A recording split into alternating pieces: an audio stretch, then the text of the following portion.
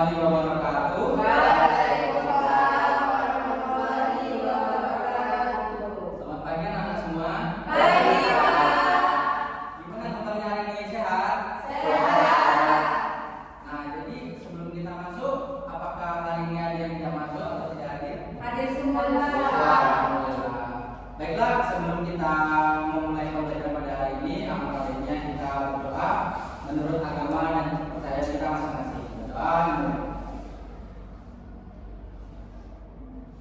Berdoa selesai.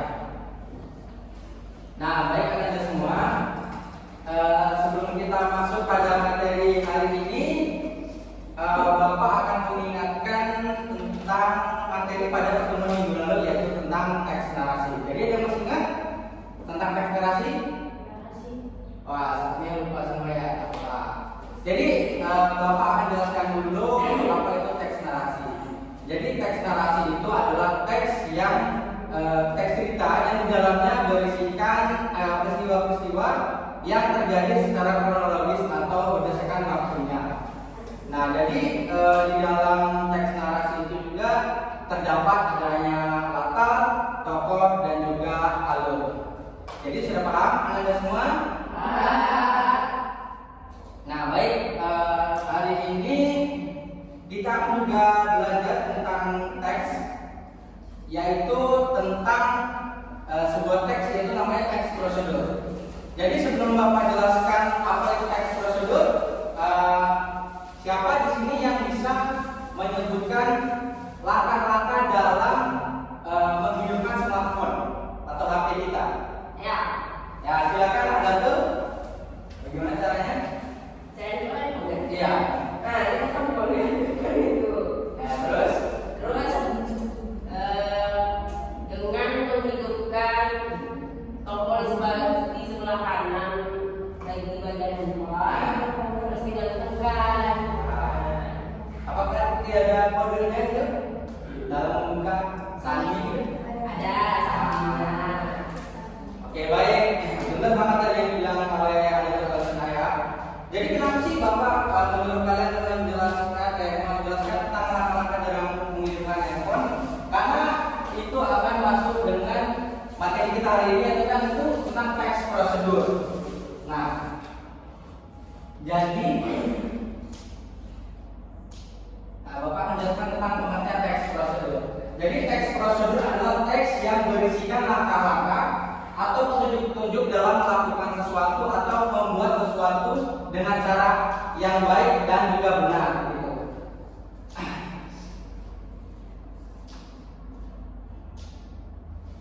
Nah, jadi di dalam teks prosedur itu juga terdapat adanya struktur, yaitu yang pertama ada judul, ada tujuan, dan juga alat dan bahan atau material, dan ada langkah-langkah dan juga penutup.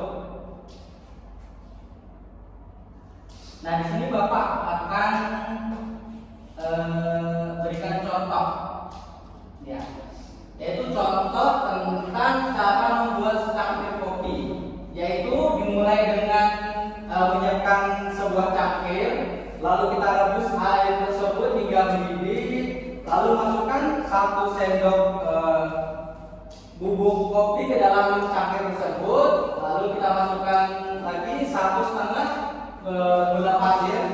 Lalu setelah kita sudah memasukkan itu ke dalam semua, lalu kita aduk. Setelah kita aduk, kita masukkan nih air panas yang telah kita masak tadi. Nah, setelah itu kita masukkan, kita aduk, dan jadilah kopi secangkir kopinya. Nah, jadi di sini Bapak akan menunjukkan video. Nanti Anda semua sebutkan ya apa saja material-materialnya yang ada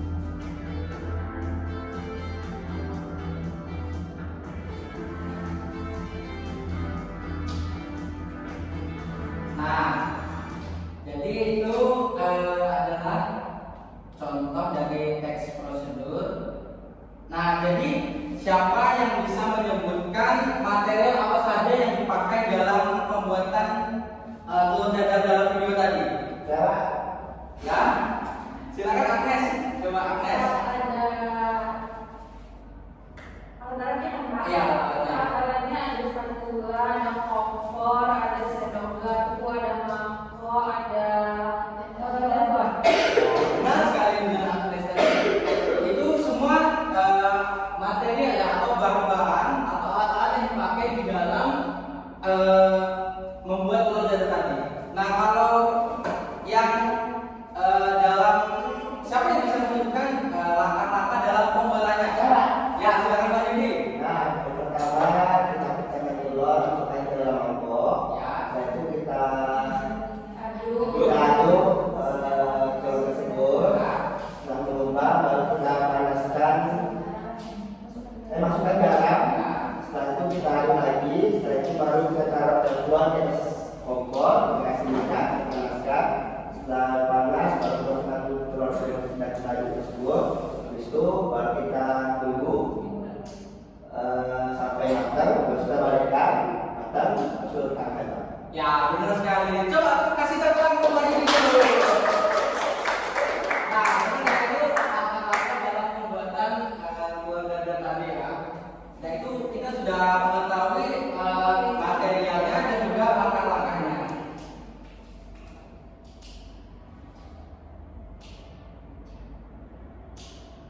Nah, ini tadi contoh dari material dalam pembuatan kopi.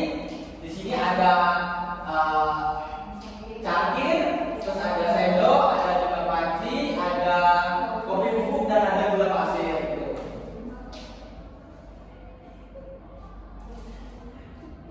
Nah, ini langkah-langkah dalam pembuatannya tadi, yaitu ambil sebuah cangkir lalu letakkan di atas meja. Karena kita ingin membuat kopinya di atas meja. Nah, lalu kita masukkan air nih ke dalam panci, lalu kita rebus nih hingga mendidih.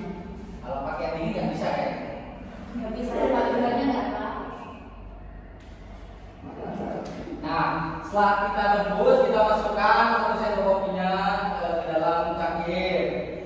Nah, terus habis itu kita masukkan lagi nih 1,5 sendok gula pasir. Dan yang kemudian lalu aduk kopinya dan juga gula secara merata. Setelah itu lalu tuangkan air panas yang tadi kita rebus ke dalam cangkir. Nah, dan cangkir kopi pun sudah jadi dan siap untuk dinikmati. Baik, Anda semua, apakah sudah paham pada materi yang Bapak ajarkan hari ini? Jadi apakah Anda semua ada yang ingin bertanya? Ya, silakan Bli. Apa manfaat kita mempelajari teks prosedur? Nah, jadi apa manfaat kita dalam mempelajari teks prosedur adalah untuk mengetahui langkah-langkah atau cara-cara membuat suatu kegiatan yaitu secara baik dan juga benar. Jadi kalau ditanya orang bagaimana cara membuat kopi misalnya, kita sudah tahu dan kita sudah paham cara-caranya dan apa bahan-bahan saja yang dalam membuatnya. Seperti itu. Oke, ada yang mau bertanya lagi? Baik, kalau sudah paham, jadi untuk pertemuan minggu depan Bapak akan memberikan tugas yaitu buatlah sebuah teks prosedur yaitu cara pembuatan sesuatu dengan tema masyarakat daerah Anda semua ya akan dikumpulkan pada minggu depan. Oke, paham semuanya? Oke, jadi mungkin itu saja materi yang Bapak bisa sampaikan pada hari ini. Kurang dan lebihnya Bapak mohon maaf. Wassalamualaikum warahmatullahi wabarakatuh. Waalaikumsalam warahmatullahi wabarakatuh. Berapa?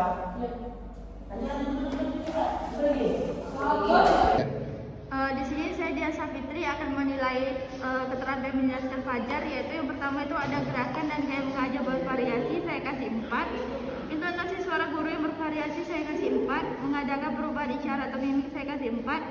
Melayangkan pandangan kepada seluruh peserta didik, saya kasih 4. Pemenggalan frasa tepat sehingga mendukung makna, saya kasih 4. Memberi waktu senyap dalam berbicara, saya kasih 4. Dan yang terakhir itu memberikan penekanan betul-betul penting pengajaran, saya kasih 4. Selanjutnya itu ada keterampilan bertanya. Untuk mengungkapkan pertanyaan secara jelas, saya kasih 4. Pertanyaan sesuai dengan tema, saya kasih 4. Memusatkan perhatian peserta didik, saya kasih 4. Pertanyaan tersebar ke seluruh peserta didik, saya kasih 4. Pertanyaan runtun dan berjenjang, saya kasih 4. Menunjukkan sikap antusias atas jawaban peserta didik, saya kasih 4. Memberikan waktu kepada peserta didik untuk berpikir, saya kasih 4. Yang terakhir itu ada mendorong terjadinya interaksi antar peserta didik, juga saya kasih 4. Sekian, terima kasih. Baiklah, saya Dwi Aprilia akan menilai keterampilan menjelaskan Fajar Setiawan. Gerakan dan gaya mengajar yang bervariasi, saya kasih nilai 4. Intonasi suara guru yang bervariasi, saya kasih nilai 4. Mengadakan perubahan isyarat atau mimik, saya kasih nilai 4. Melayangkan pandangan kepada seluruh peserta didik atau pandangan mata ditujukan kepada peserta didik, saya kasih nilai 4. Pemenggalan frasa tepat sehingga mendukung makna, saya kasih nilai 4. Memberikan waktu senyap dalam berbicara, saya kasih nilai 4. Memberikan penekanan butir-butir penting pengajaran, saya kasih nilai 4. Yang selanjutnya, keterampilan bertanya. Yang pertama, mengungkapkan pertanyaan secara jelas, saya kasih nilai 4. Pertanyaan sesuai dengan tema, saya kasih nilai 4. Memusatkan perhatian peserta didik, saya kasih nilai 4. Pertanyaan tersebar ke seluruh peserta didik, saya kasih nilai 4. Pertanyaan runtut atau berjenjang, saya kasih nilai 4. Menunjukkan sikap antusias atas jawaban peserta didik, saya kasih nilai 4. Memberikan waktu kepada peserta didik untuk berpikir, saya kasih nilai 4. Mendorong terjadinya interaksi antara peserta didik, saya kasih nilai 4. Sekian, terima kasih.